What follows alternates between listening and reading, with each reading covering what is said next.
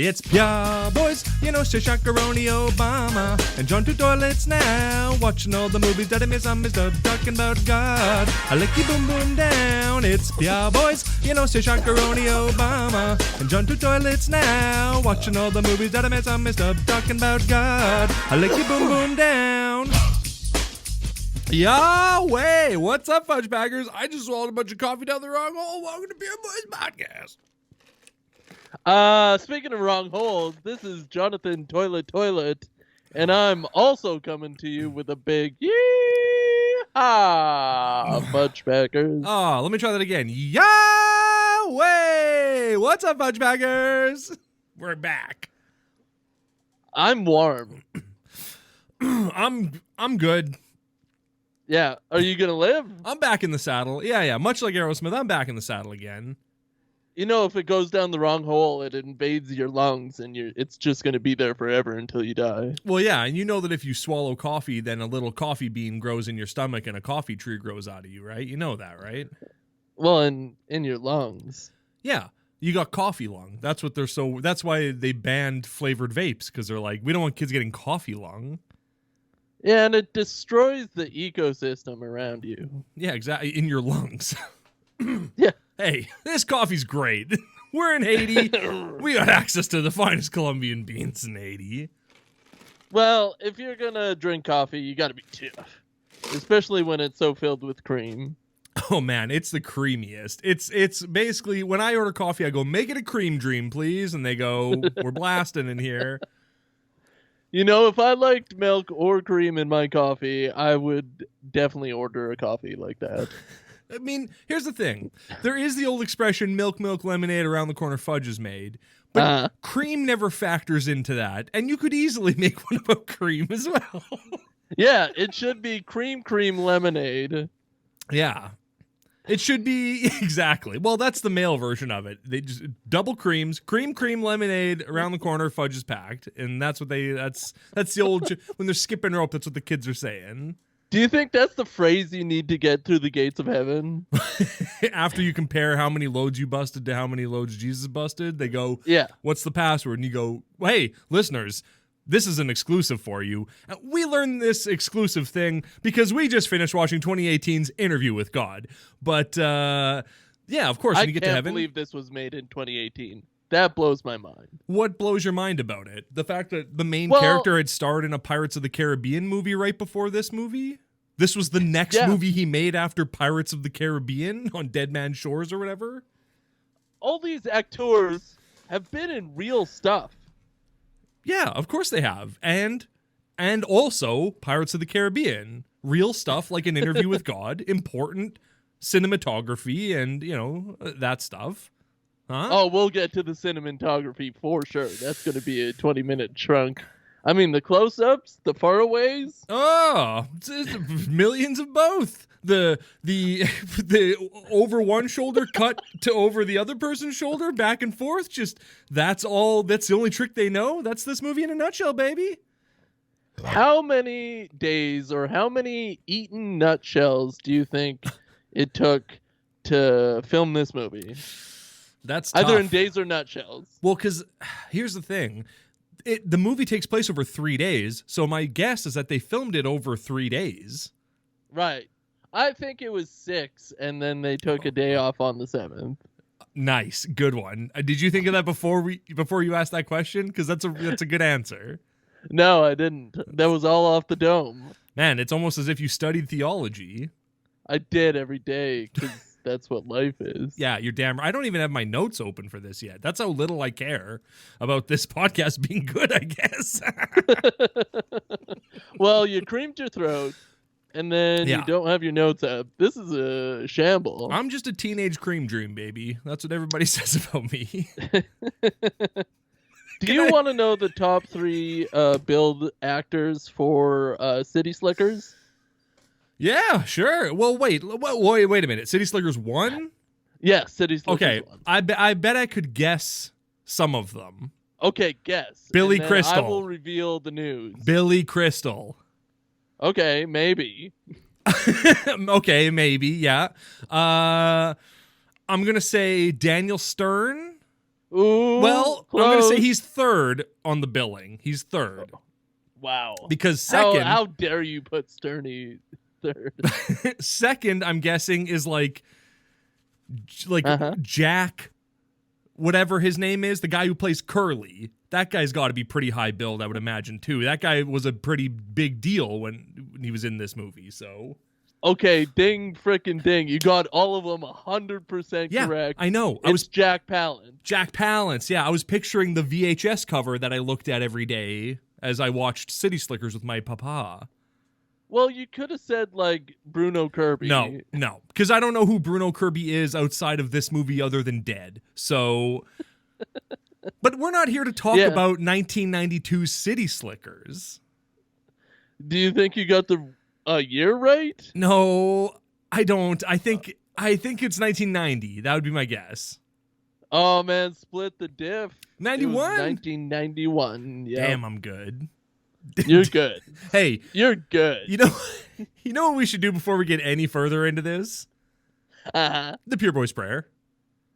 Oh, are we just doing it together? Yeah, of course. Well, we can't Okay, hold let's hands. hold hands. Okay, let's hold hands through our computer screens. And God bless our podcast. God bless all podcasts. We love you. And we mean that from the bottom of our fart. We love you. Did you say listeners. we? Yeah, I did. Okay. That's what we changed it Nice. to. You had the great idea while taking a BM that we should change it to we, and I agree. Yeah, it was BM Tuesday, and I think it's very selfish to say I, and we love you. We love you.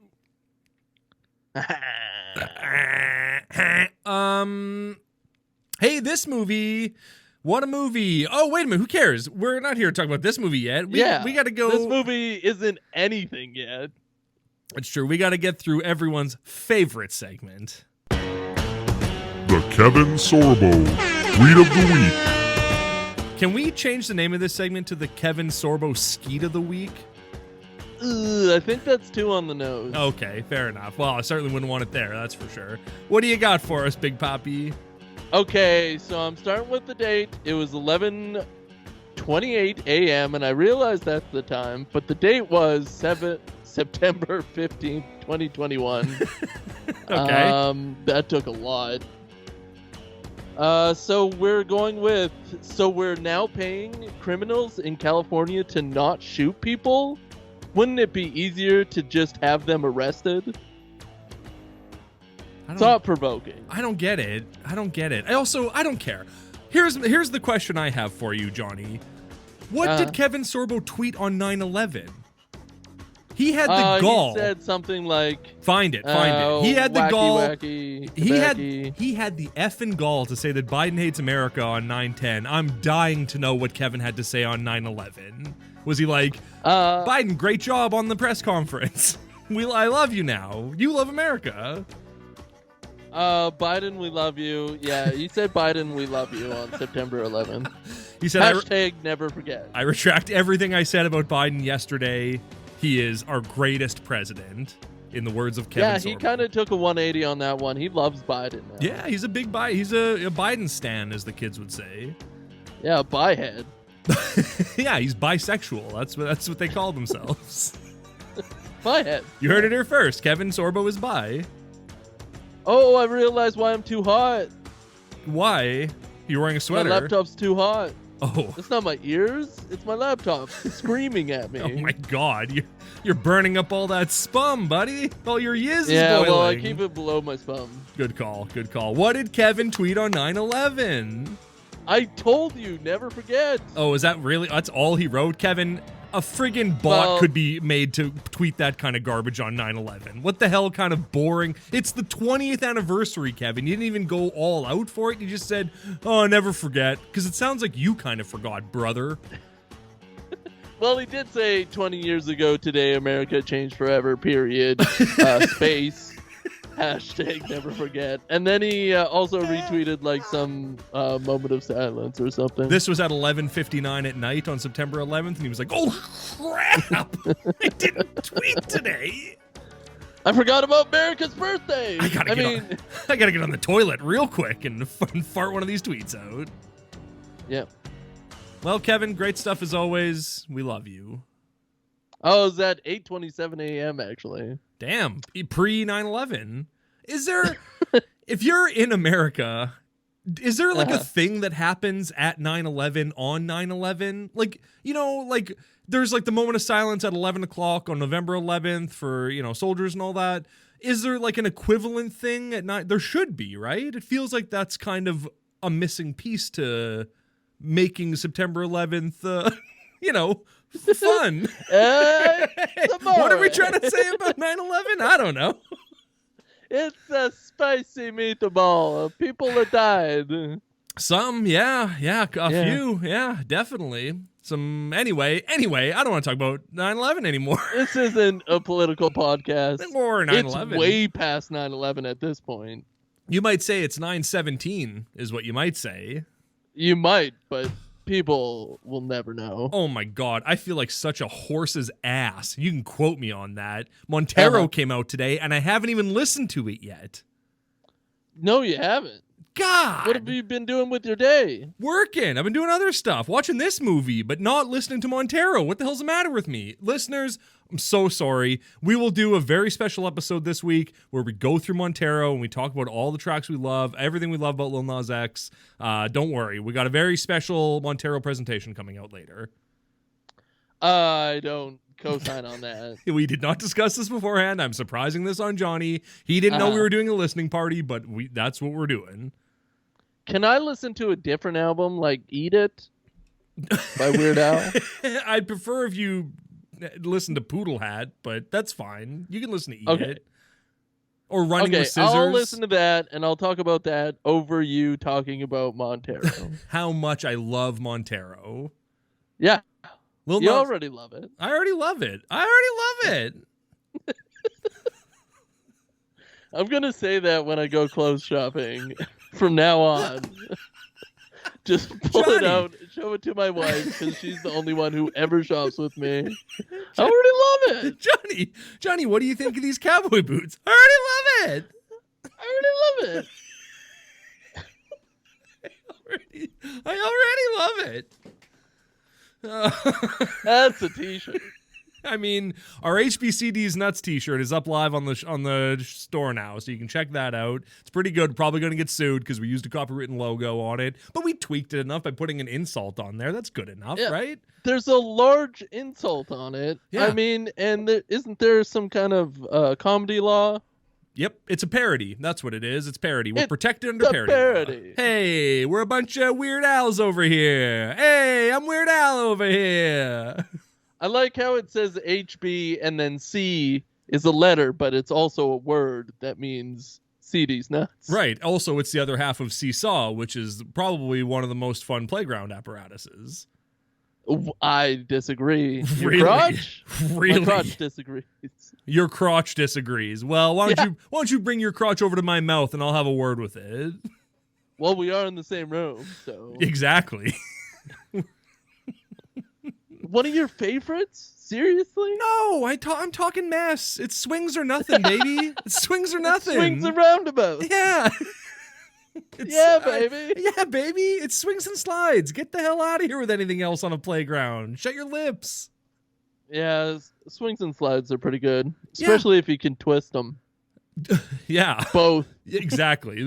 What do swings and nips have in common? They're better if you twist them. That's a good start of a chunk of comedy. Like, that's like a good starting point for a 30-minute set. Well, here's the thing. I've been working on my tight 15 seconds, and I think I'm nailing it so far. I think I've got my tight 15 down pat. Well, have you integrated pausing for laughs? No, God, no. I don't expect to get any of those. Because that's got to take up most of that 15 seconds.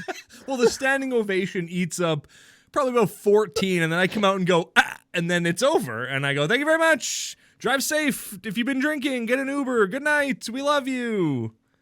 That's the thing about writing comedy is that they don't tell you to put in large chunks of time for Yeah. laughter. Yeah, when people say I got my hour, it's like, well, you've got like much like when they edit a movie down for TV, you've got 45 minutes and then 15 minutes of laughter to fill in the rest. Yeah, Yeah. at least. Oh my gosh. In this economy, in this climate for comedy, no way. And then there's commercials. In your comedy, Well, yeah. okay, sure, okay, all right. Nobody has a tight hour anymore. It's 45 minutes. Nobody's tight anymore at all in this Yeah. economy, in this America. Is this agronomy? Is that a word? Is this good? Is this Deuteronomy?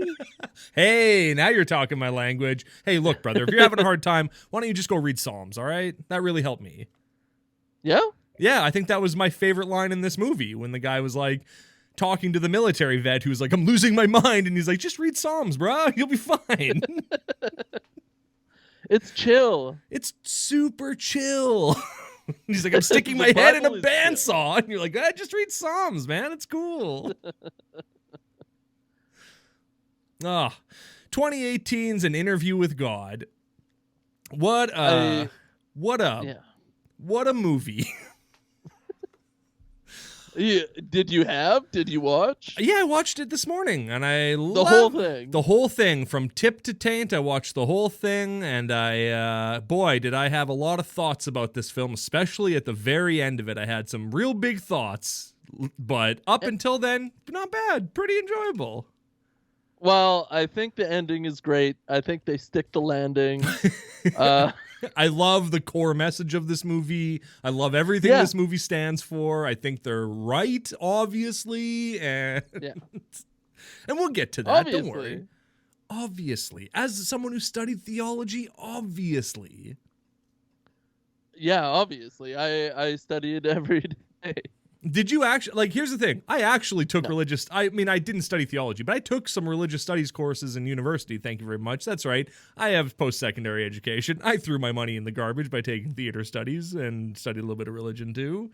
And I don't know anything about anything. So waste your money, right? I never took a class. I was like, get out of here. I already know what's going on. I took logic and read the Bible. That's pretty sick. Those two things go hand in hand.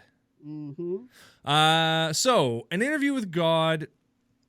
Right away, strong start. We see that it's produced by Giving Films and Astute Films, two very real and very legit production companies that have made all kinds of classic flicks that you know and love.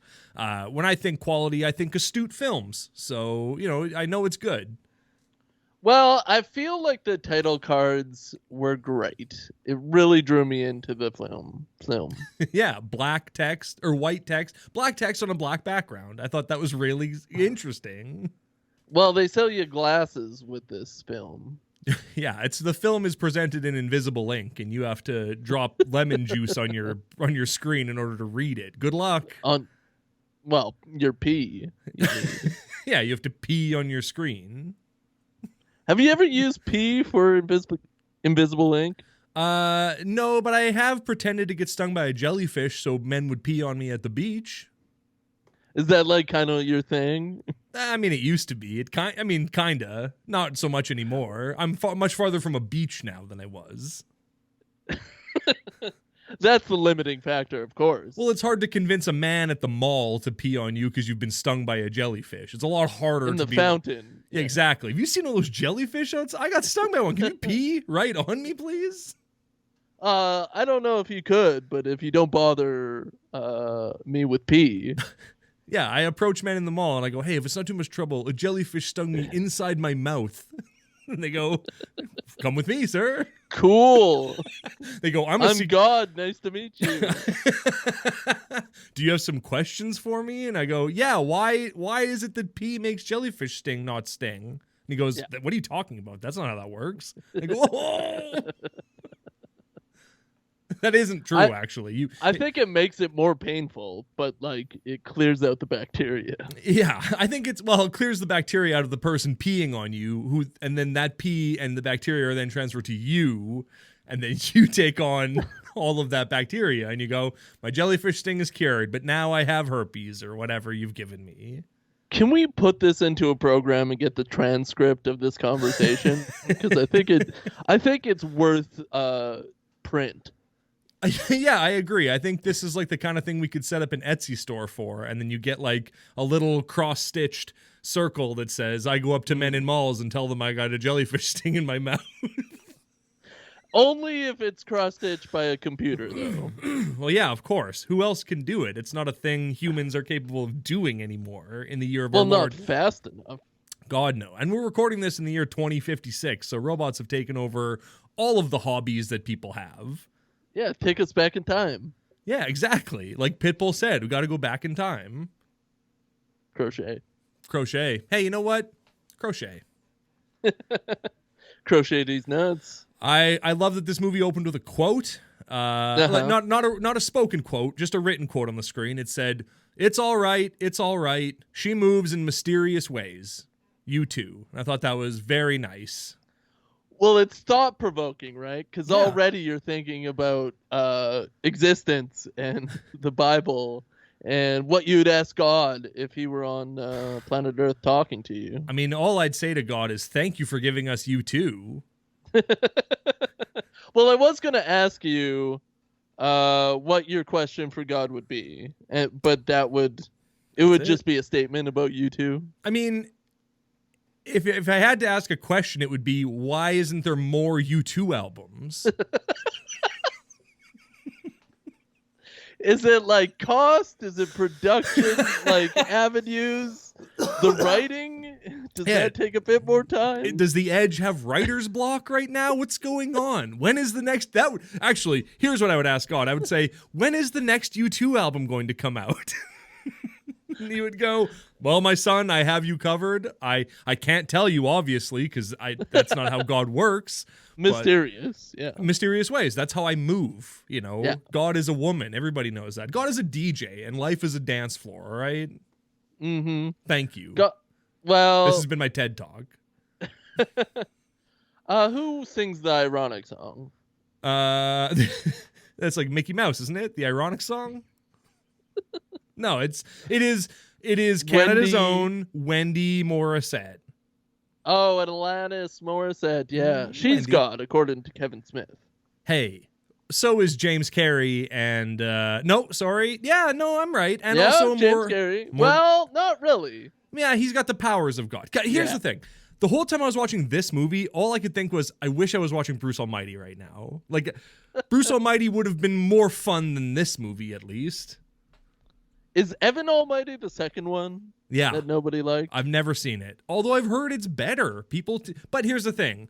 Like, boring boomers say that it's better. So I don't know. Yeah. Like, none of it'll have, you know, Jim Carrey blowing up a lady's skirt or something like that. I'm sure Evan doesn't do that, you know, unless he gets like two birds to fly and grab the skirt and lift it up or something. I'm not sure how he's lifting women's skirts in that movie.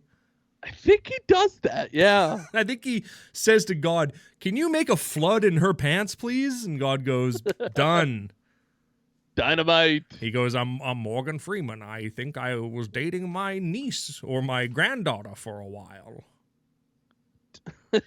For a while. For a while. Not anymore, but he was for a while.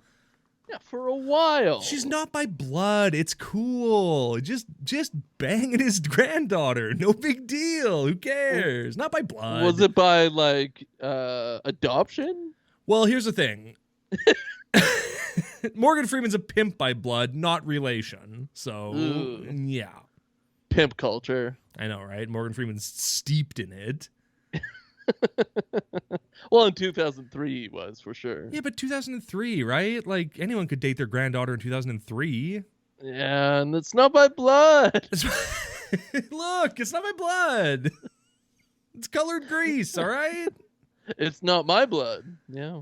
No, it is my daughter's blood, but it's not my blood. My blood doesn't run through her veins. My child's blood runs through her veins, of course, but it's not my blood. My blood! My blood! Oh, that's bad. Hey, what did you think of the opening of this movie? They're in a airport, right? Nope. Kind Like of. waiting for an airplane or something? Yeah, this movie is actually The Terminal. We just watched The Terminal. A guy gets stuck in an airport and is like, God, please get me out of this airport. And he goes, not for a while. Yeah, not for a while. Yeah. I'll get you out of here, but you're going to have to do some growing first, I think. Not showing. This is almost prison, but it won't be. No, you're going to have the time of your life living in the rafters of this airport. You're going to be so happy sleeping on dust and mouse poop. You're going to love it. Yeah, but free meals. Nope, still got to pay for those. You live in the airport. You have to go and buy those meals. You have to go to Chili's. He just returns carts or something. Is that how it works? I haven't seen The Terminal since I saw it at a drive-in years ago. Oh, you're probably busy, eh? Yeah, me and my dad. No, I was there with some girls, actually, but we were not getting... Hey! We saw... And your dad? Yeah, of course. Someone had to drive. Right. Very true. Yeah, I was like, Dad, I got these 2 chicks. Can you drive me to the drive-in and sit in the back seat so we can have the front seat, please? They should remake The Terminal with same script, same actors. Okay. Yeah. And I just wanted to have a real release this time. That's true. Yeah, it was exclusively released in drive-ins, and that's the only place you could see The Terminal. You could only watch it on the airport arrival screen at airports for many years. I never went to the drive-in because I didn't want to make out. With your dad? Yeah, I get it. Yeah. Yeah. Yeah. It was a top-down. Hey, that's pretty cool. That's got to be annoying for everyone around you, though. Making out with your dad? In a drop top, yeah. Yeah, it was loud. Well, and you kept going like, "This is my dad. Hey, this is my dad right here." And they'd go, "If that was your dad, could he do this?" And then they start kissing you, and it's this whole thing that happens, and it gets sloppy. That's how you start a kiss. Hey, maybe read Psalms while you're at it. Instead of kissing your dad, why don't you read some Psalms, all right?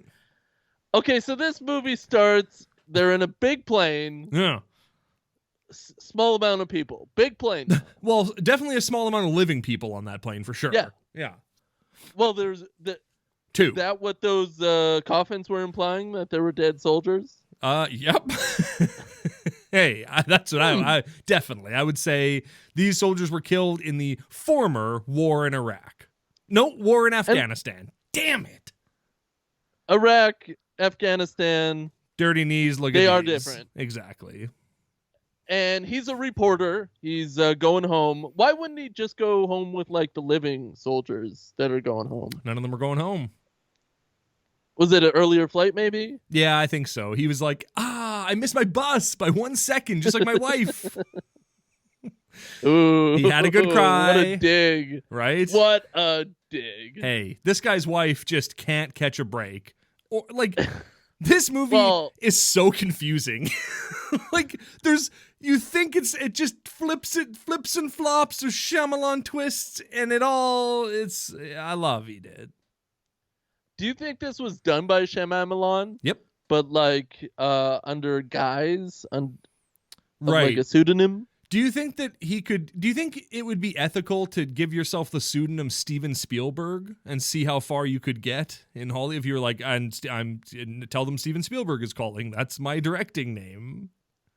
Well, you could, like, just create a bunch of ghost conversations with people, and they would never have to meet you. Just sign up with the name Steven Spielberg. I mean, Bergy. One time, yeah, Steven Spielbergy. One time I ran a fake Mike Bullard Twitter account where I pretended to be Canadian comedian Mike Bullard and tweeted a bunch of nonsense that just was stupid and made him look stupid. But then, like, he would do real things, like do an interview at like a Hamilton radio station, and then they would tweet at me and be like, "Hey, great having you on the show today, Mike." Now to be like, "My pleasure, guys. Loved it. Had so much fun." And that went on for a little while, and it was fun because my name was real Mike Bullard. How would you think anyone else would be Mike Bullard, you know? Did anybody go after you? No. Like Donald Trump or anything? No, but I didn't tweet at people. I just tweeted utter nonsense. So, like, talking about how I broke my leg getting into the tub, and now I, like, just So you mean to say that you told people that you broke your leg getting into the tub? Yeah. And this radio station didn't even have the frickin' balls to be like, "Hey, are you doing okay?" Hey, leg was looking good when you came to do the interview. Something like that. Yeah, no. Nobody did any fact checking when they tweeted at real Mike Bullard. I'll tell you that much. He got away with some nonsense on there. I'll tell you that much. That's crazy. It's fun. Yeah, It's fun to do bad things. it's crazy fun. You should go on Godcast. Sure.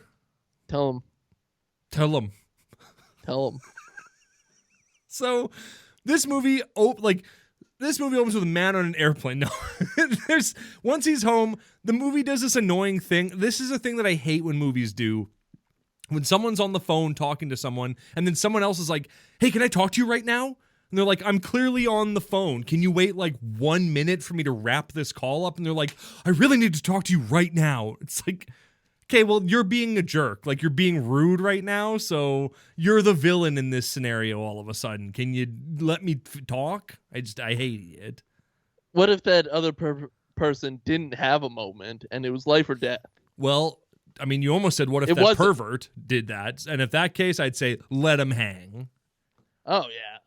Yeah. I was getting a coffee at a drive-thru, and the lady's car in front of me had a sticker on it that said, well, there was a lot of stickers on there, but one of them said, "A dead pedophile can't reoffend." And I was like, that's a pretty bold statement to put on your vehicle that you drive around in all the time. Like, whatever. We don't need to get into it, but I just thought that was a weird thing to be like, yeah, I want to put this out into the world.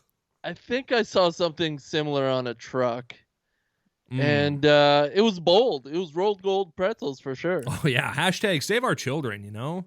Yeah. Save our pretzels. Yeah, truly. Don't let them stop being dipped in chocolate. I don't want them any other way. Rolled gold or get out of here. They're so expensive when they have chocolate on them. It's obscene. It's utterly obscene.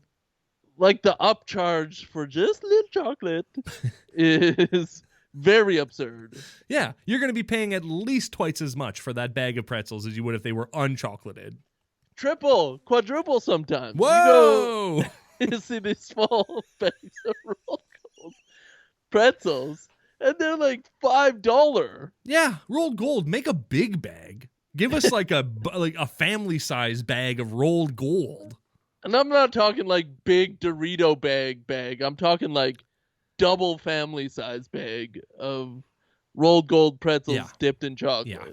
I'll pay $45 for that bag. I don't care. I want a bag of rolled gold that's taller than a child. I want to be able to put a child in that bag when I'm done with it.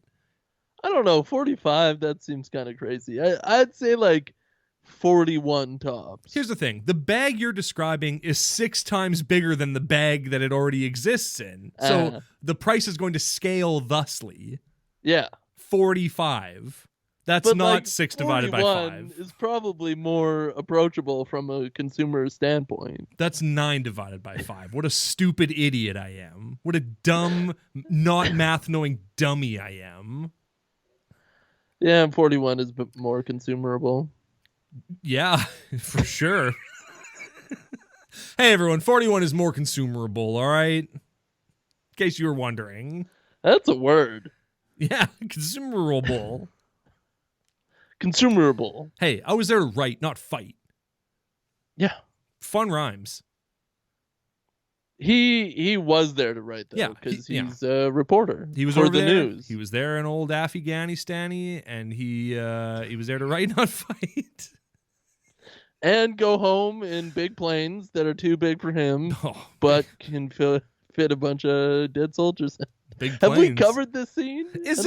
Can we talk about the dead soldiers a little bit more? Big. Yeah. There's like 1,000 of them in this plane. This plane is huge, people. There's like 6 of them. But they are soldiers. Those are, I will say, they were sexy. Those are some crisp flags on those coffins. I gotta say, crisp. Yeah. You could cut glass with how crisp those flags are. You could eat off this flag. I mean, do you need to say anymore? I have eaten off of a flag before. All right. Well, no one likes a bragger. Well, it's the Haitian flag. Well, Haiti Very rules. respectful. Haiti rules. Yeah, there's no rules about, like, when we say Haiti rules, we're not saying like rules as in it's awesome. We're saying like these are the Haiti rules. There's a whole Haiti list, rules. the whole list of rules for living in Haiti. Thou shalt not eat your brother. That's right. And then we're going to disregard the first 4 and keep the last 6 rules. Because rules have evolved. Well, of course. Yeah, of course. And that's what this movie is really about. The rules have evolved. The game has changed, as they say in sequels. But the players are the same. You bullheaded moron. Yeah, it's fun. Yeah. This is 3 interviews with God. Yeah, trois interviews un god. That's good. That's it. Yeah, and each one gets progressively weirder and more intense. And yeah, very intense, like yelling. Yeah, like the guy Paul is the main character's name. He is a journalist. He goes places to write, not fight.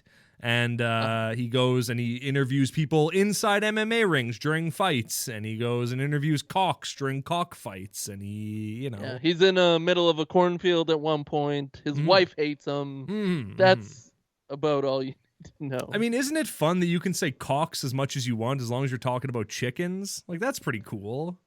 Because cocks are chickens. You can be like, look, or are they? Are you talking about clocks? I'm talking about cocks. I'm talking about cocks. I'm talking about, is God a cock maker? And I go, yeah, you could say God's a cock maker. He certainly plays them out to be one in this movie. Yeah, definitely. If there's one takeaway from this movie that I have is that God's a real cocksmith. He really knows what he's doing. Down there. Yeah, in the pen where the chickens are. He makes them up real nice. And he goes, he's doing something in his pants during the first interview. I don't know what's going on there. He's like trying to play chess, but he can't pull out his hands. Well, he's got a pawn stuck somewhere that, it's going to be tough to capture. I'll tell you that much. Yeah, watch this movie and try to find the missing pawn. It's not at the table you think. I guarantee you can't. I guarantee you'll never find it. Because God's very mysterious. Well, it's all right. He moves in mysterious ways. He does, and he moves throughout this movie in mysterious ways. Very lanky. Yeah, very old. I think he moves slowly. It's my favorite thing about God is that he's just this old white dude who just looks like, I don't know, Tony Baloney, like just some idiot nobody. And that's who he is. It's, hi, I'm God. Why? Do you think they shot this with God as the only actor on screen and then slowed him down compared to the other guy that he's interviewing with, Paul? So he's a little kind of Yankee and janky. Yeah, like etchy. Yeah, like an etchy sketchy. I got it. Yeah. I think so. I think they definitely did some stuff. I think they filmed all of God's scenes, all of God's coverage in reverse. Yeah. And then they played it in reverse in the movie. So when God walks, it's like this weird kind of backwards nonsense. And it's very spooky looking, but it works. Well, you would think that they'd be walking around and talking to each other, interviewing each other, but they're sitting a lot. God likes to sit. He's pretty lazy, hey? He's a real sithead, if you ask me, for sure. Absolutely. Yeah. So this first interview, right? He says, please state your name and spell it. And the guy goes, I'm God, G-O-D. Oh! Very good. Yeah, God is cool. That's my first note for this interview is God is cool. Yeah, and really cool in that he's like, Paul's like, you used to like do burning bushes and stuff like that. And God's like, do you want me to light some stuff on fire? I'll light this pillar on fire, or that bush, or that woman pushing a baby carriage. I'll light anybody on fire for you, Paul. And he's like, nah, you don't have to. He's really set on lighting things on fire. And Paul does not get him to do anything. Like, get him to light the column on fire. That would be really cool to see. Like, he's saying he can do it. So call his bluff, Paul. It'll, if nothing else, it'll save you 3 days of interviewing this, wasting your time with this jabroni if you can't make a column light on fire. Yeah, I kept writing this note down, and I think it just happens throughout the movie and would have been easily solved if he just would have watched him light something on fire. Yeah. And my note is, I don't think Paul knows this is God. Period. I think Paul thinks this guy is yanking his tin. And if he just would have got him to light something on fire, end of story. It's God right away. Yeah, like he does ask him a crazy math question where he's like, what's 60, what is it? Oh, hang on. He asks him, what's 3,484.5 times 2? And God goes, it's 6969, my dude. And they high five each other, and that pawn falls out of God's butt. You hear it tink on the concrete. It's a very funny moment. It's a very funny moment. But it also means that this guy could just be some weird gynus. Like...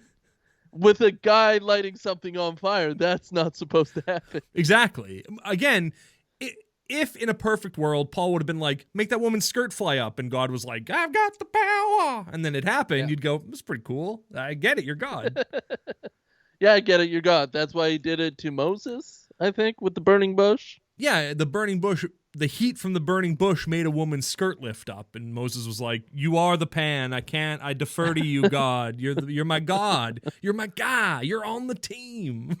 You're my Peter Pan, man. You're my God. You're my guy. To coach. The Lord has given me a truck. God should have given Moses a truck. Are you kidding me? Like, how else could he prove his divinity if Moses was like, look, man, we're out here in the desert. Do you have anything with 4x4? Do you have anything with off-road? What's the towing capacity of a horse and buggy? It's nothing. It's garbage. Help us out, Lord. And he's like, here's a brand new Harley Davidson edition Ford F-150. Isn't that sick? I mean, I was trying to think of special editions of F-150s as well. But I think you nailed it with Harley Davidson. The only one worth getting is the Harley Davidson edition Ford F-150. If I ever become rich, I'm buying all of them. I'm buying the whole fleet.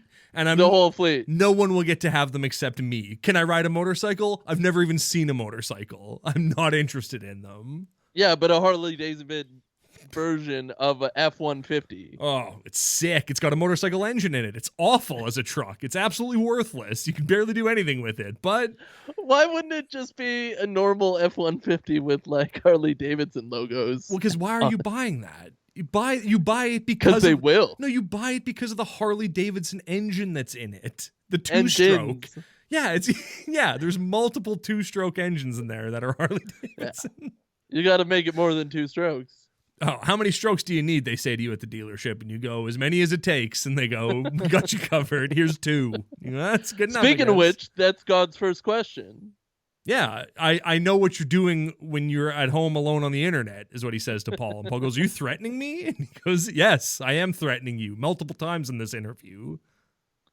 Well, Paul starts giving him the, intro mumbo jumbo, starts like who you are, what you're working with, all those what that mouth questions. do. Yeah. But then God just starts asking questions in return.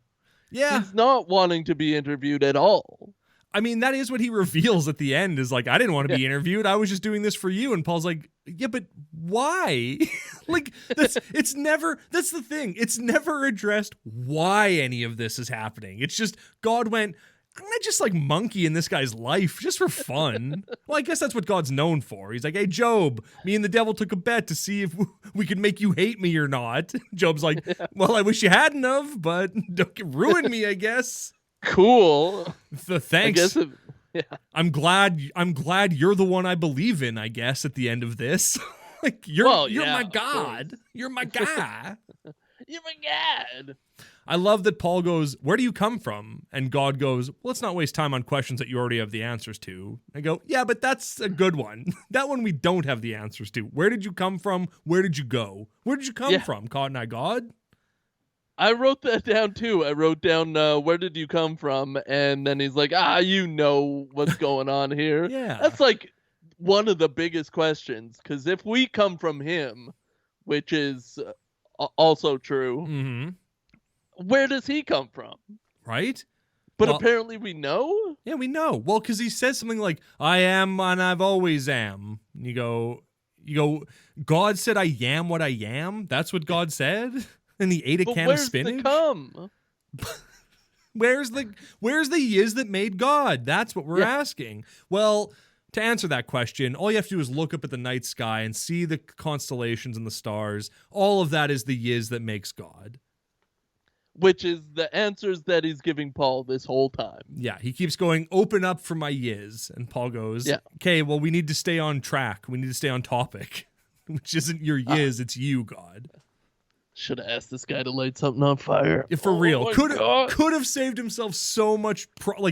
If he'd have been like, light that column on fire, and God went, okay, he would have been like, okay, now let's get into it. Like, now I believe in you, so let's really treat this like it's real instead of being like, yeah, this like homeless guy is just giving me the runaround. I like God as an actor. I have liked him in things in the past. Uh-huh. The tone of his voice just makes me wet inside, you know? Yeah, you're gush for God. I get it. Well, I'm gush for this guy's God. See, I didn't like this God. This God was sassy and kind of a jerk, and I'm like, you're the one who's being ridiculous, God. Like, you're the one. You're too far removed from humanity. You can't hang anymore. You're a weird guy. You're the guy who made Minecraft, and now you're like a Nazi or whatever. Like, you've lost your mind. You've lost complete touch with reality. Well, he has definitely lost his mind, and this kind of movie makes me think more that we're just in a simulation and God is just some dude at a computer or woman. Yeah, of course. Yeah, or other, any stars and stripes, whatever you want to be. Maybe God is that too. What if God was one of us? You know, that's probably what I would ask God. What if God was one of us? And he'd go, well, weird to address me in my own question, but sure. Well, he's probably some super being, but like he's probably just a dude on a computer. Yeah. If God allowed you one question, would it be, if God had a face, what would it look like? Oh, you're me, you me.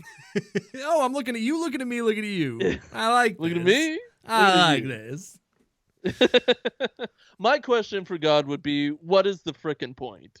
Oh, I'll tell you. It is to live, to struggle, to serve God, and to ask questions. That's the meaning of life, from God's lips to your ears. And then we just become him afterwards when we die? Yeah. I guess that's the reward? We go to that big puddle of yiz in the sky, and we become one with God, the yiz God. Yeah. But then if we don't, we get to go to hell and keep our own souls and not become God? I don't know. The nature of hell is very misty in this movie. Like, he says Satan is overrated at one point. Like, yeah, Satan's gnarly, bro. He's cool as hell. Satan was doing 900s on skateboards before Tony Hawk was even a glint of yiz in his dad's eye. That's all I'm saying. Well, he does say that the devil is real in this first interview, but then goes no more into it. Yeah, he definitely says hell exists and people go there for sure and suffer for all eternity. Is that fair? I guess so. Why not? Well, I feel like you're just doomed to live for eternity if you go to hell, because I don't want to become one with God and just like be his like pinky or something. Do you think he... Do I get to choose? Do I think I could be a pinky? I don't think that. And pretty freaking like presumptuous of you to be like, I'm gonna be an entire pinky. Do you know how many people are dead and in heaven? Like at least 50. At least. Have you met me though? I'm pretty dope. Yeah. I could get like a pinky. I'm up there with like your Horatio. No, that's a bad example. Horatio? Who are you gonna say? Horatio Sands. Ooh, not dead. But getting Me Too'd at the moment. Yeah, that's fair. Maybe his Me Too has been cleared up. I'm not sure. I don't think it has. Yikes. Yeah. Of course there's free will, Paul. Okay. Tell me how. What a and he question. goes, nah. Explain it, God. And he goes, well, my will and your will overlap sometimes. And then you got free will. But you can't tell. You don't know. You just got it. So good luck. Great luck. Yeah. Oh, if you can get it. Hey, if you can get it. If you can't, then take a hike, buddy. If there's ever free will, how can God predict anything? Hey, you should be the one interviewing God here, not Paul. Like, he tells him later, well, that he's gonna die or should have died or something like that. Yeah, that's true. Yeah, I did like that God was like, time's running out, Paul. And he's like, with this interview? And he goes, no, with your fucking life. With your wife. I did like that too. And he's like, I read your online bio and I know all about your marriage too. And Paul's like, oh, my marriage is in shambles. Well, he comes off as a fan of his writing, but then he knows more marriage things. But he never really goes into that. Like, he's No. more just like, I know you're married. And Paul's like, I don't want to talk about my marriage. And he goes, yeah, but I know about your marriage. And he goes, I don't think you do. Like, yes, you know congratulations, God. You've Googled me. Great. Did you think that this was leading to something more sinister than adultery?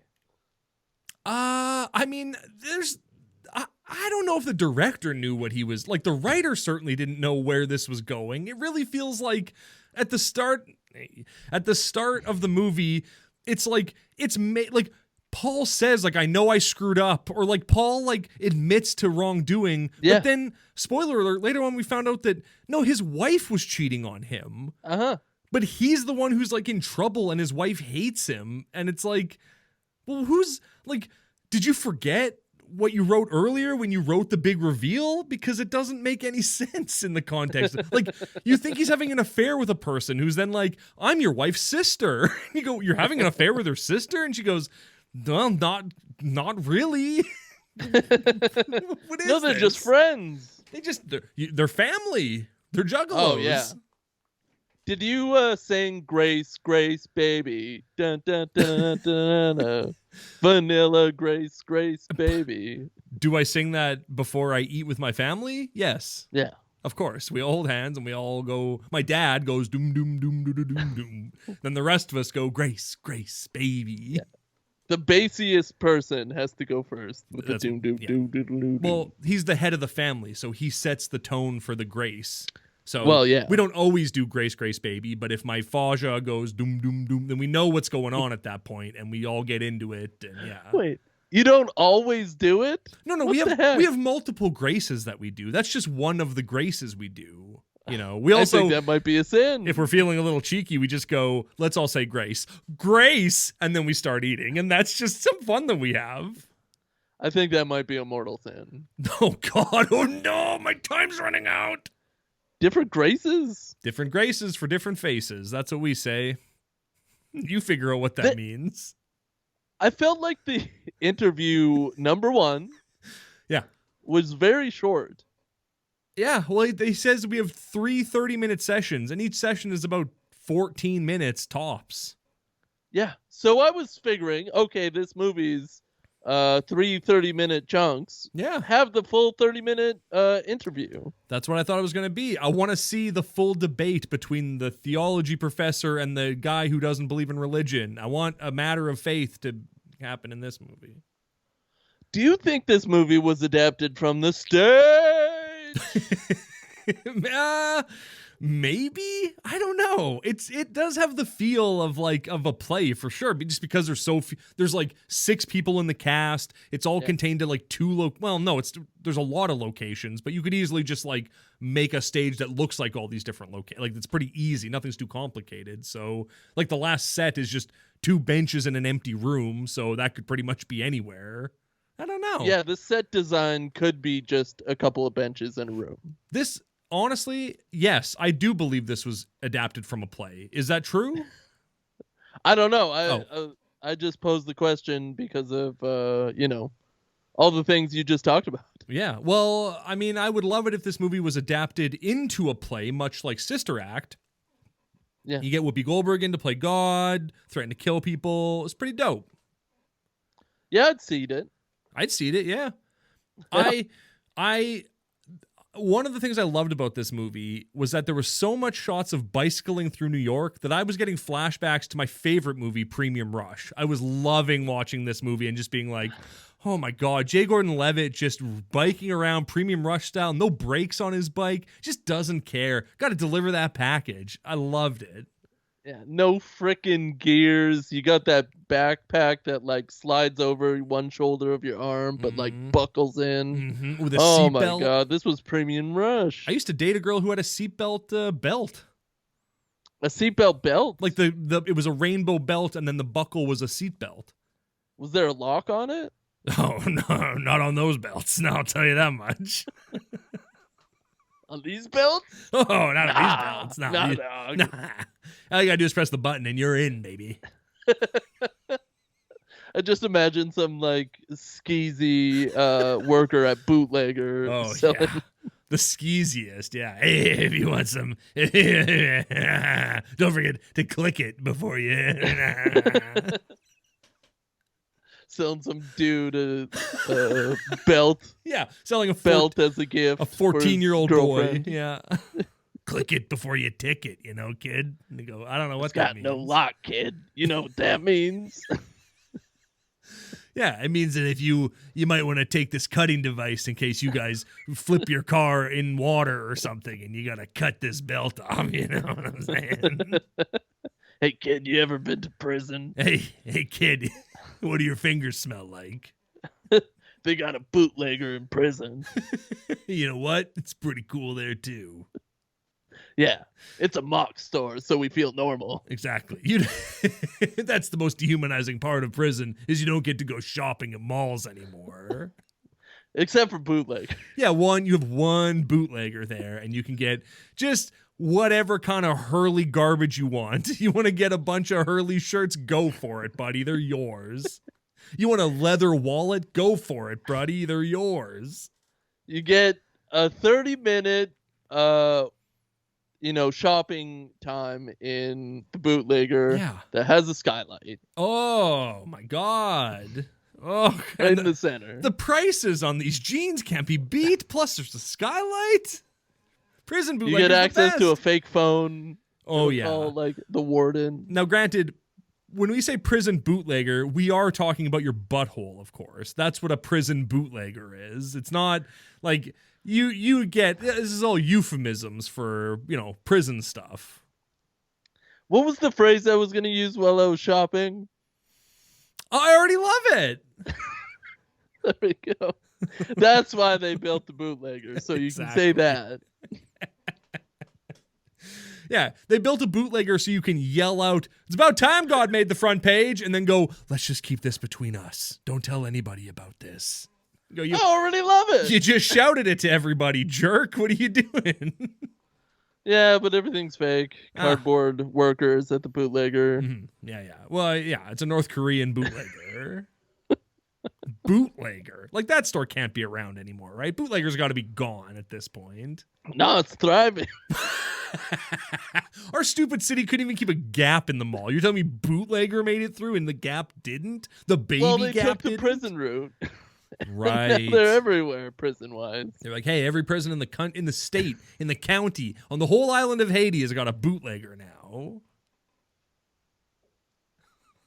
Prison bootlegger. Hey, you want a bunch of bootcut jeans? Buddy, we got low-rise bootcut jeans? Hell yeah, it's 2002 and it's never ending. We should send that to SNL. That's Oh. a sketch. Hey, you know what? That's the break we've been looking for. Get a sketch on SNL. Get a bootlegger in prison sketch on SNL.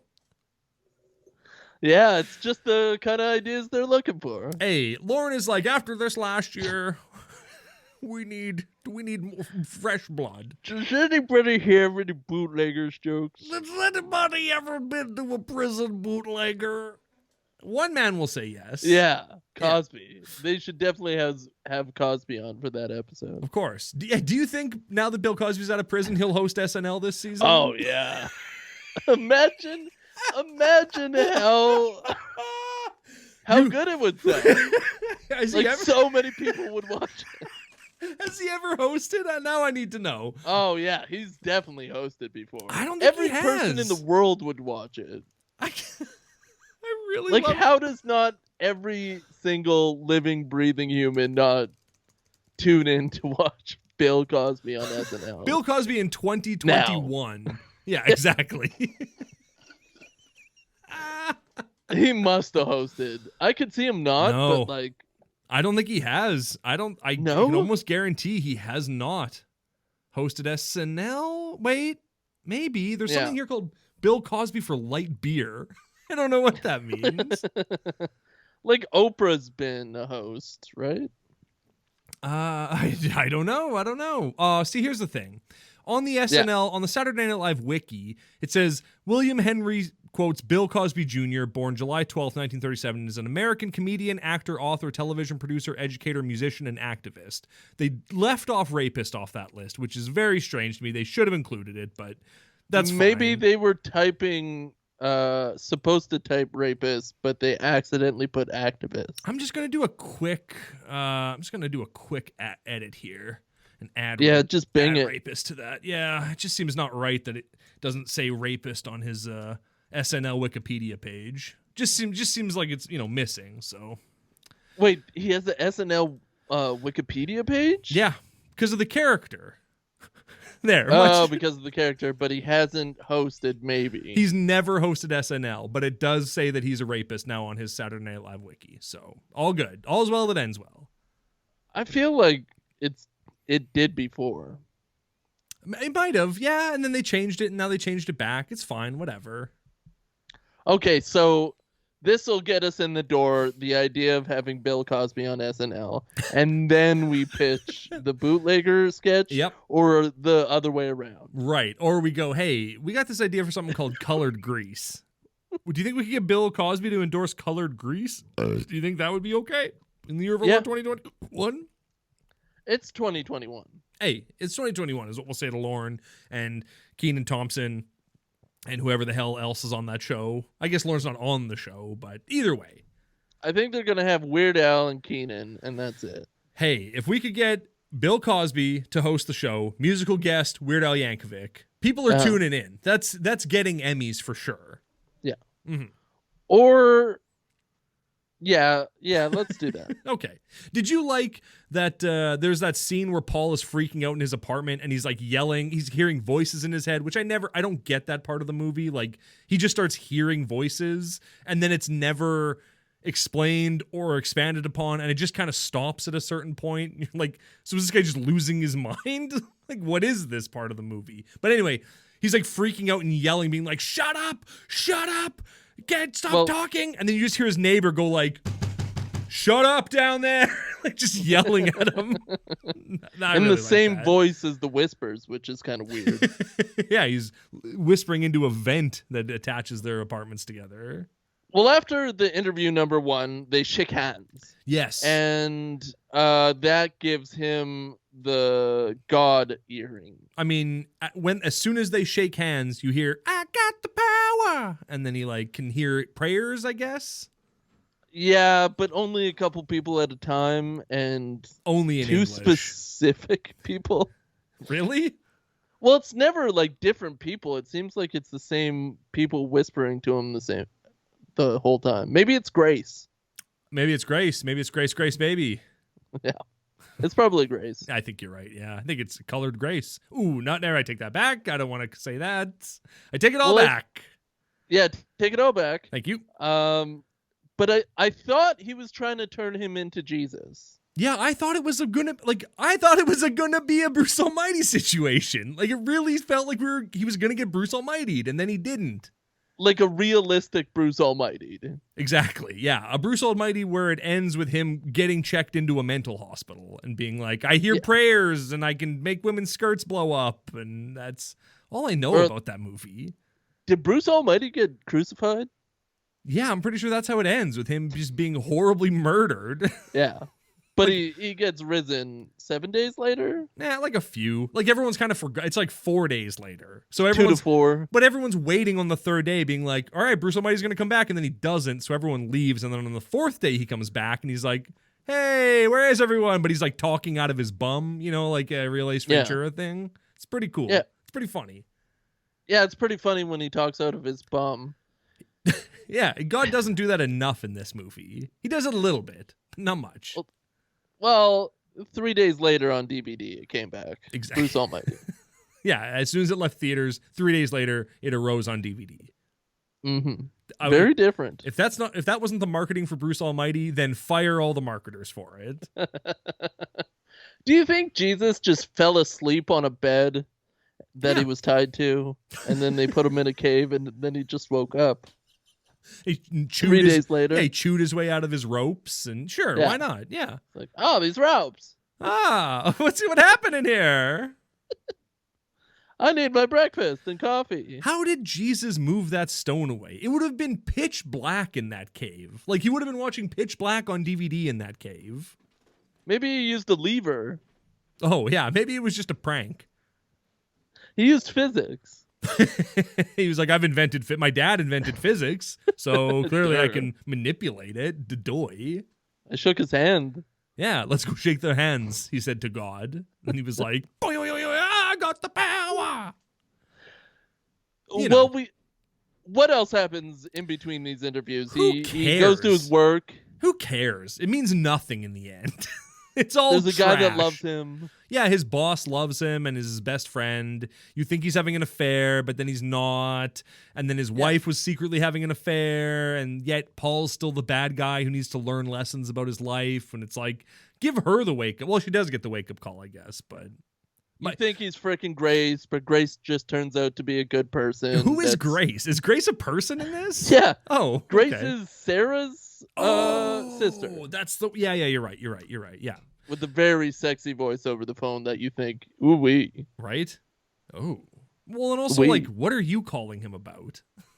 Grace. Grace, why are you calling him and being like, "Can I see you tonight?"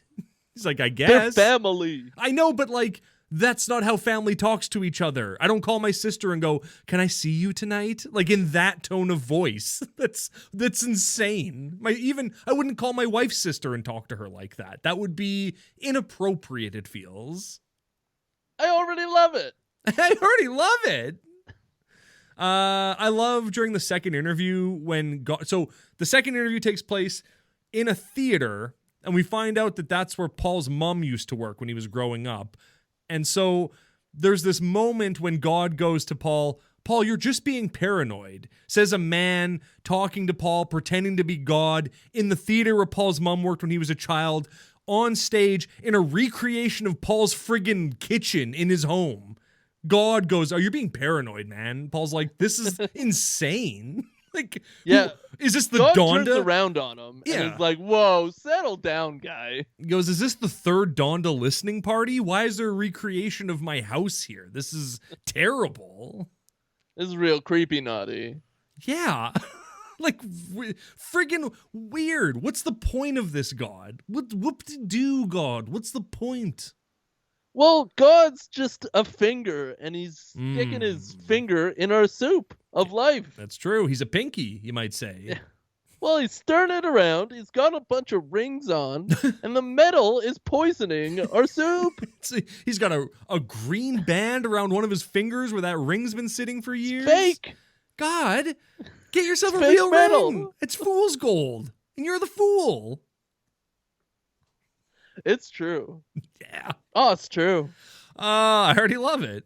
So the main point of this second interview is they're talking about salvation. Yeah. And sinning and how salvation is always possible, except for, I guess, one thing. Wink, Oh, wink. hey, anything is possible except getting into heaven if you do one thing.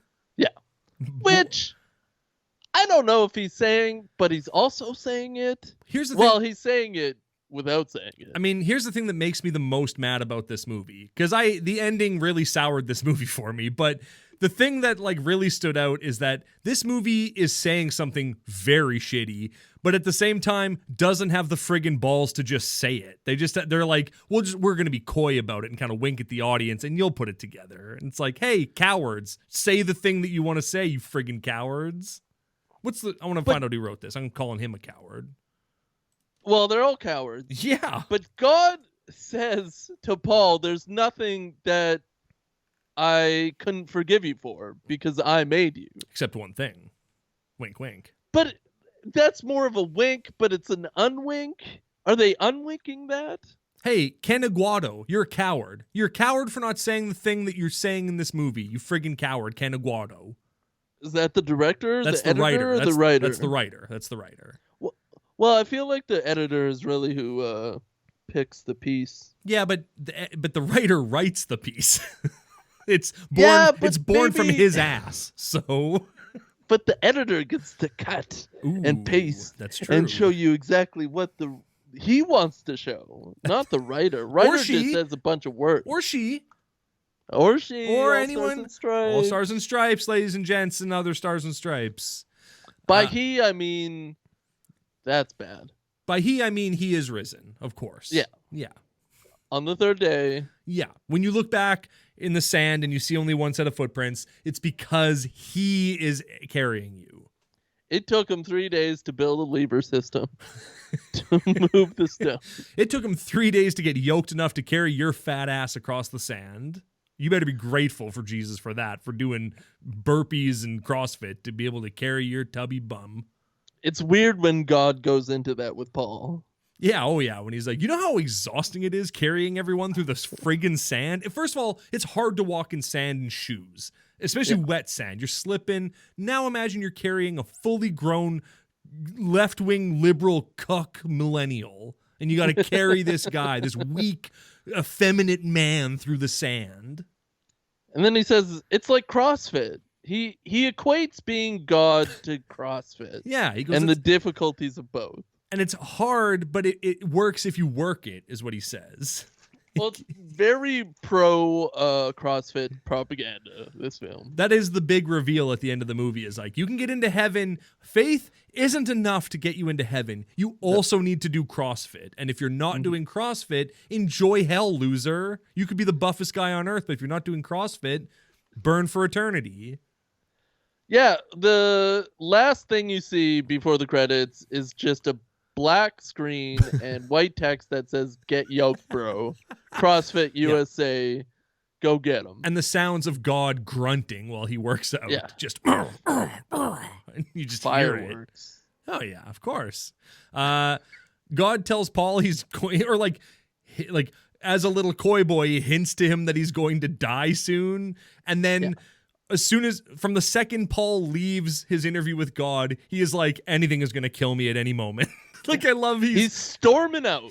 Yeah, and as soon as he hits the streets, he's like, I'm going to die. Oh, I'm going to die here, right now. Oh, no. But cool. Very gruel. Yeah. Thanks, God. Death is cool, and it sells. Exactly. And the constant fear and reminder of death is a really great way to live your life, just constantly being afraid that you could be killed at any second. Yeah. Yeah. It's good. It really reminds us of what it is to be human. Exactly. And that's the point of this film. Exactly. What is it to be human? Well, to err is human. Yeah. And to fortune is wheel. Yeah, there you go. That's what I most liked about this movie. It was a real film. It really spoke to you. I feel like we've only been watching movies, you know, from this point. It's time. It's finally time to watch a film, you know, like a film. Okay, here's the thing about this film, though. It's like the highest grossing Christian, like, religious movie ever. Yeah. According to the IMDb 2.8 trivia. mil. Which, that doesn't sound correct. Like, 2.8 mil. I go, well, what? Like, you're telling me The Passion made less than that? I doubt it. I bet The Passion made way more money than that. This rinky-dink movie that was released in 900 theaters and had a 30% increase in ticket sales day after day after day. Pretty impressive. It's nothing. It says on its IMDb that its gross worldwide was 2.8 million. Well, that's terrible. Yeah, that's not good at all. You're not even getting an article in a magazine for that kind of money. No, definitely not even an article in the New York Times magazine. Oh my god, you know? Is that a paper? Yeah, that's a paper. Yeah. That's a paper. Hey, that's a paper. Paul is crazy weird thoughts.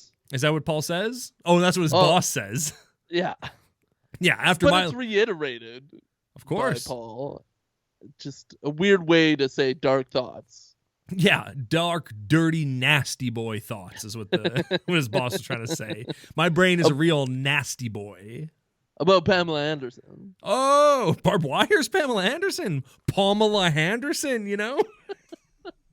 We like to have fun here. Pamela Henderson. Thank you. Has anybody made a t-shirt of that? Tough to say. Just like a hand with big tits? Yeah, wrapped around your own donger. Yeah. Yeah. Some barbed wire, maybe. Why isn't that a sex toy? They have feet you can have sex with. Why not a hand with breasts that you can... Why not that? Bad Dragon. Why not a hand with breasts? Bad Dragon, hit us up anytime for that sponsorship. We wanna bring Bad Dragon to the world. For some reason, the weird thing about a hand with breasts is all like the weird silicone texture, that like hairy, like weird fake skin. I could just see it and jiggle. I gotta say, I've never felt a pair of fake breasts before. No, me either. Yeah. Well, I guess where we are, there's probably not too many people that have them, but also like I mean, well, they freeze. And I'm not, well, yeah, it's fair. They do freeze. Yeah. And here in Haiti, it gets cold, like minus 50 cold. So those yabos are turning into stabos if you get, they do. It's the freaking wind. Freezing. Then they get like icicles, It's the wind that gets you. It's the wind that gets you. I don't know, I already man. have one of these.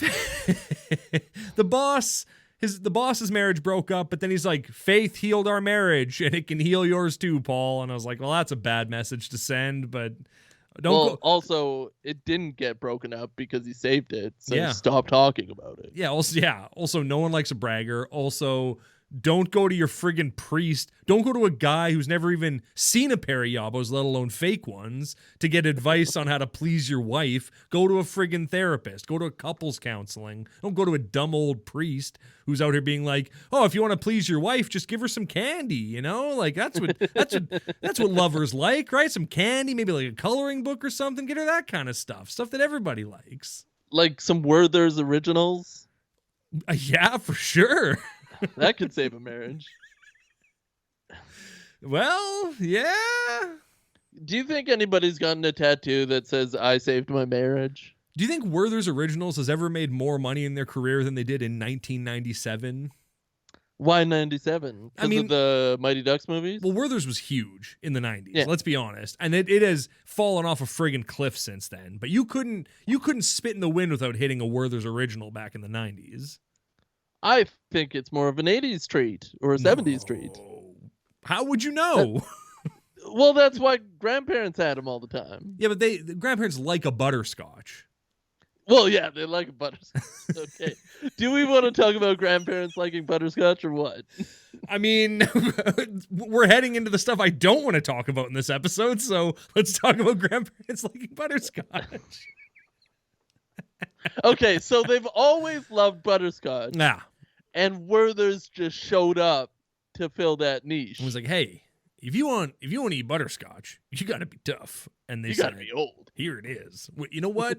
Butterscotch is so good, we're going to wrap it in other stuff to make it worse, and it still will sell. That's how evergreen butterscotch is.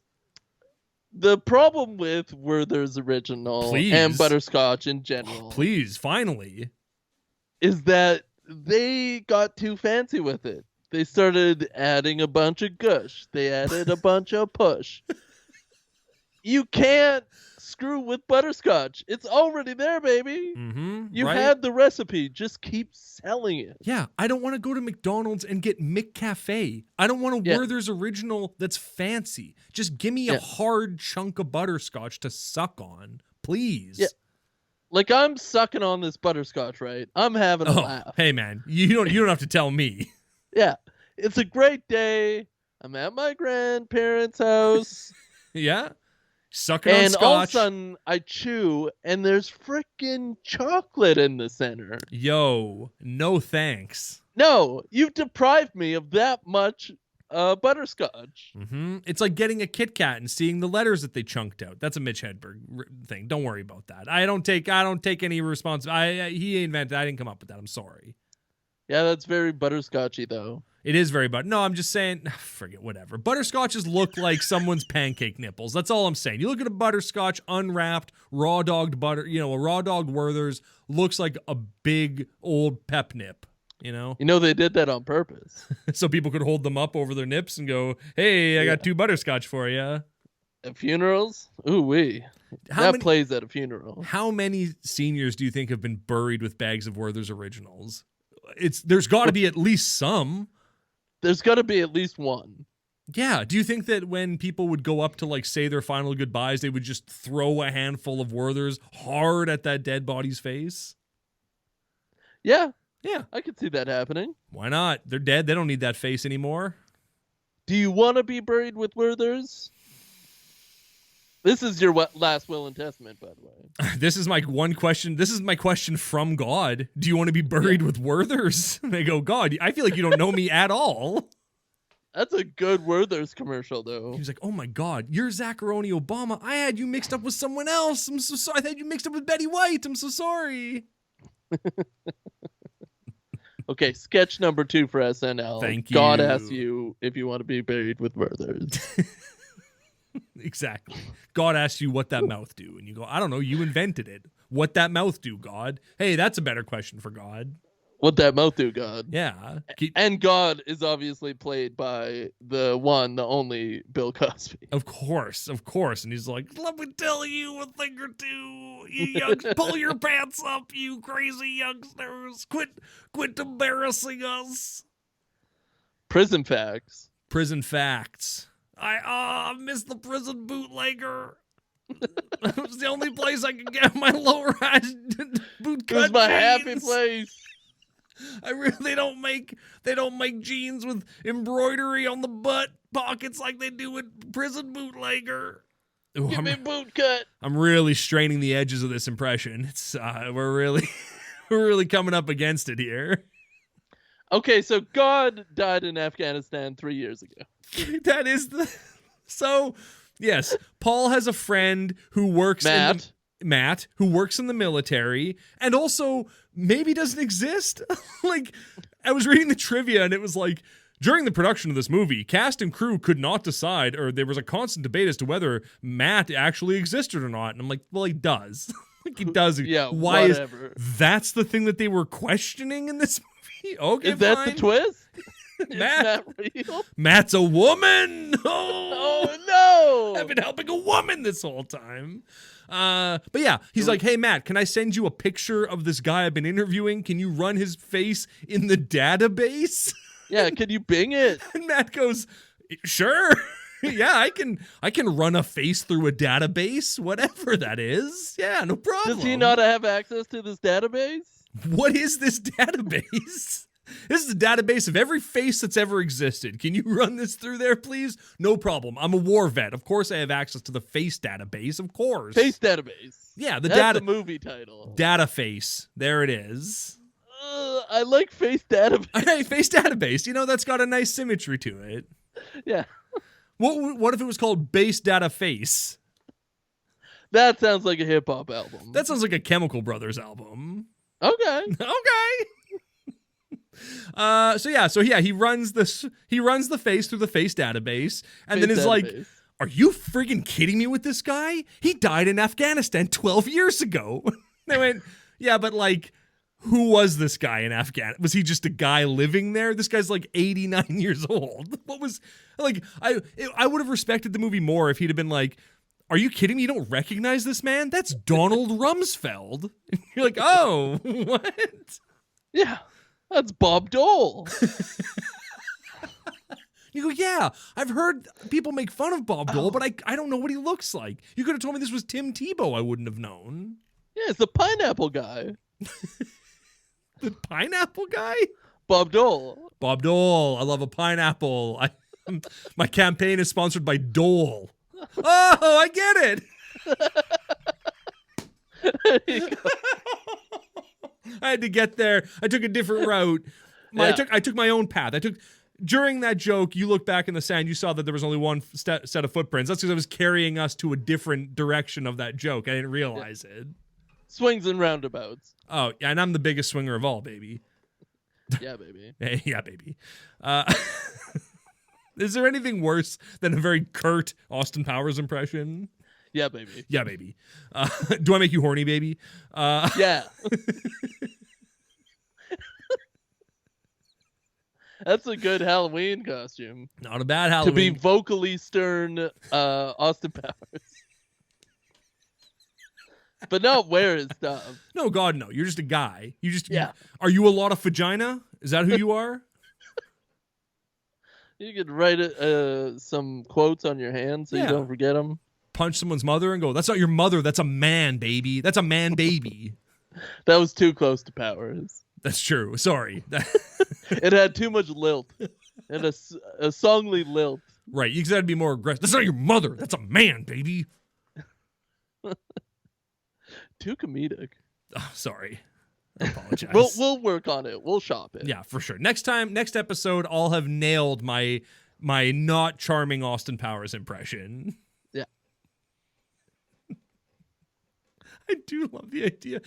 This is the third SNL sketch. Just Yeah. a man going up to women going, "Do I make you horny?" Vocal costumes. Vocal costumes, exactly. Yeah. I have bigger kernels of corn in my crap, is what you'd say to people.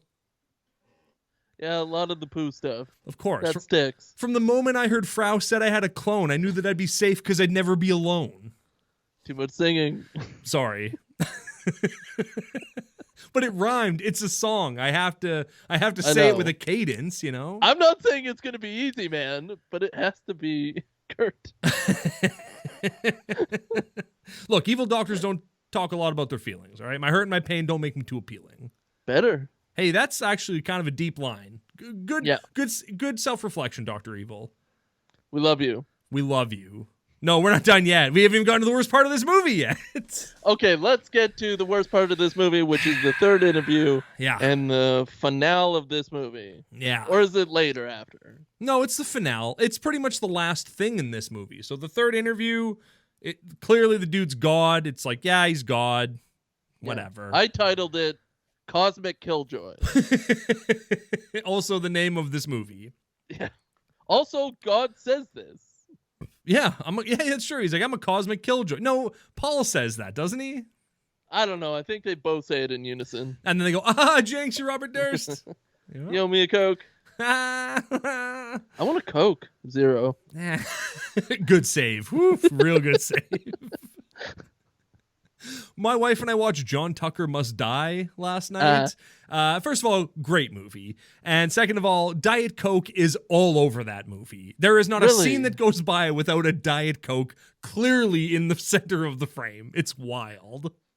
I've heard John Tucker Must Die is actually a decent flick. It's good. It's actually pretty funny. I was laughing. I was very high on some very good cannabis, but it was very funny. Ethanol. I was taking Grandpa Ketamine had come over, and Grandpa Toilet was over, and we were in a K-hole together. It was great. Hey, references, you know?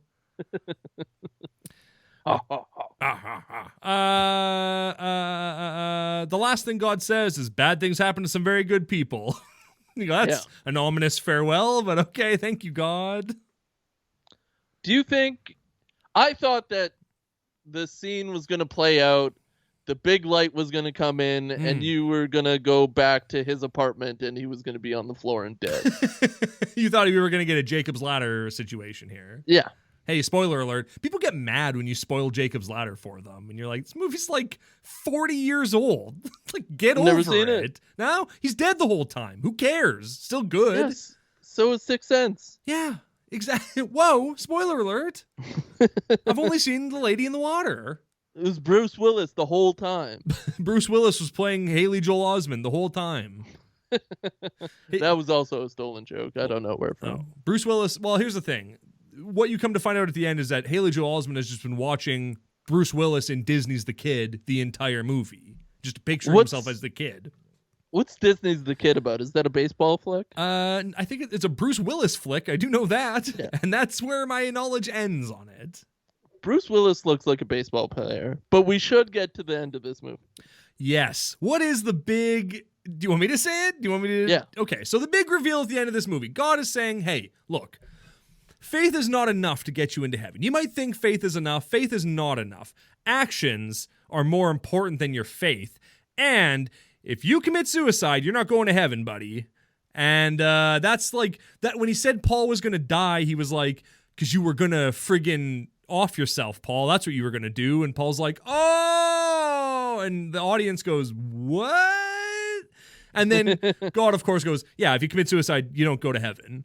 And you go, oh, that's what this whole movie is about. Okay, very cool. Very hip movie. I like it. 2018. I honestly thought he was still going to off himself. Would have been a pretty ballsy ending for him to be like, I don't believe you. Just like, I don't know, jumps through the window that's in the room or something. Like, I thought the whole point of this interview was to find out that God was going to tell him that he was going to off himself. Yeah. And then after the interview, he's like, nah, that's crazy. And then, like, a couple weeks later, he offs himself or something. Yeah, the movie says 12 weeks later, it cuts Yeah. into the future, and Paul is cutting his own head off in his kitchen. And you're like, oh my God. He would use a saw, like a bandsaw. motorized saw. Like I said at the start, a bandsaw. He's sticking his head in the bandsaw at the end. And God is watching through his, like, 40th floor window going like, I'm God, I can fly and stuff. Isn't that cool? Band on the run. Yeah, I'm like a vampire. You have to invite me into your heart. I can't just go into your heart. I have vampire rules. I'm God. Yeah, vampire heart. Yeah, exactly. Vampire heart. So, even though they don't actually come right out and say if you commit suicide, you don't go to heaven, it's like clearly what the movie is about. Because there's like all these clips from earlier in the movie that are edited together to kind of reveal it all for you. And God goes like, I didn't want you to kill yourself. And then there's another clip of God being like, what's the one thing that's unforgivable? And you just go, oh, you friggin' cowards couldn't just come out and say it. You had to be coy about it. Well, fuck you. That's what makes this a film. That's what makes this a film. Okay, so my proposition. Yeah. Well, he goes home and Sarah's there and they get back together, Who presumably, cares? or Who divorced cares? a day later. Yeah, and their landlord goes, miracles. Hey, they happen every day. And you go, yeah, I guess. But you're past due on your rent, so you kicked out. That's right, yeah. Good luck to you. But they're in love. Blah, blah, blah. Yep, My proposition is that we watch this movie for next week. sure. I'm down for that, of course. Okay. Knowing that the whole thing is about don't commit suicide. Yeah. Okay, that sounds I really pretty want to delve into the nooks and crannies of this movie. good. Yeah, well, there's a lot of them. I'll forget. Yeah, me too. And then at the end, I'll go, oh my God, are you kidding me? This thing again? I got fricked again. This didn't change? I thought I just dreamt this last time. It's the same thing? Oh, Oh, F. same. Same. Yucky. So, what did you think of this movie? Actually, for most of it, I enjoyed it, and then I hated it at the very end, and it made me hate the whole movie, so... Yeah, you loved it. I loved it. Yeah, exactly. What was the guy's name? Ken Aguado, fuck you, and for making this cowardly Ooh. movie, you goddamn coward. It's 7:42 at night. I know what time it is. I'll write that down. What did you think of this movie? I really enjoyed it. I thought out of all the movies we watched, besides The Watchers, because that's always going to be at number one, this was my favorite watch. I really enjoyed this movie. Wow. Well, Well, okay, great. I don't know if you could include like Shanghai Noon and all those movies. We're gonna have to. You're saying Ugh, this that's is tough. better than Shanghai Noon? Yeah. Wow. Well, I mean that's a pretty bold claim, and I can think of a two fine actors that would disagree with you. Better than Sister Act 2, Back in the Habit. Yeah, well, of course, better than Sister. That movie sucked. Better than Sister Act 2, Back in the Habit. Thumbs The down. movie was great. You're wrong. Whoopi was radiant. Whoopi was and it radiant. Whoopi and her no eyebrows were radiant. It had, anyways. It had what? It was a terrible movie, No. but Whoopi made up for it. Oh, you're still talking about Sister Act 2. Yeah. I was like, I don't remember Whoopi being in this one. Oh, she was there. Listeners, if you got this far, we were going to do an Oops All Whoopi month where we just watched Whoopi movies all month.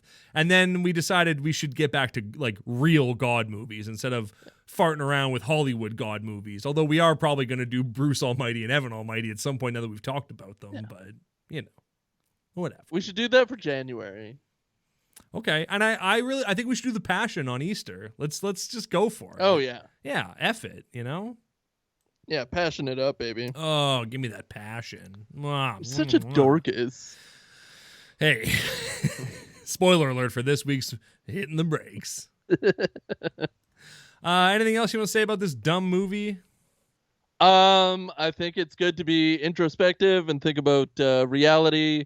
Don't look to this movie for that. But we're all in a simulation.